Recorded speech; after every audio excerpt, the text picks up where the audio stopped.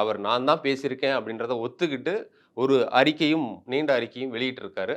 அந்த அறிக்கையில நேரடியா எங்கேயும் மன்னிப்புன்ற வார்த்தைய அவர் பயன்படுத்தல. ஒரு வருத்தத்த தெரிவிச்சிருக்கிறாரு. அதே சமயம் பேசினத வந்து ஒத்துக்கிட்டு இருக்கிறாரு. அந்த அறிக்கை தான் பரபரப்ப ஏற்படுத்தியிருக்கு. அந்த அறிக்கையில என்ன அவர் வெளியிட்டிருக்காரு அப்படின்றத வாசகத்த நம்ம கொஞ்சம் பார்த்துடலாம்.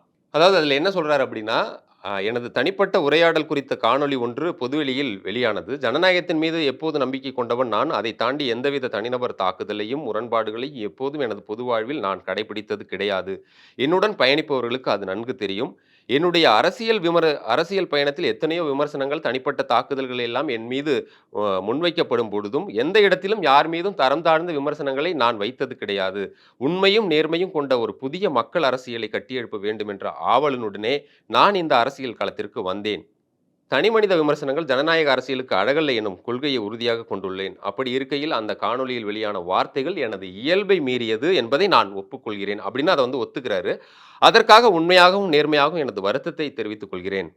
அப்படின்னு வருத்தத்த தான் பதிவு பண்றாரு. ஜனநாயக பூர்வ பொது வாழ்வில் எதிர்கொள்ளும் ஒவ்வொரு நிகழ்வையும் எனது அரசியல் வாழ்வில் ஒரு கற்றலாகவே நான் எடுத்துக்கொள்கிறேன். அந்த வகையில் கொள்கைக்கான அரசியலையும், வெளிப்படைத்தன்மையான ஜனநாயகத்தையும் என்றும் மதித்து பயணிப்பதே எனது இலக்கு. நன்றி. அப்படின்னு அவருடைய எக்ஸ் தளத்திலேயே இத வந்து வெளியிட்டிருக்காரு.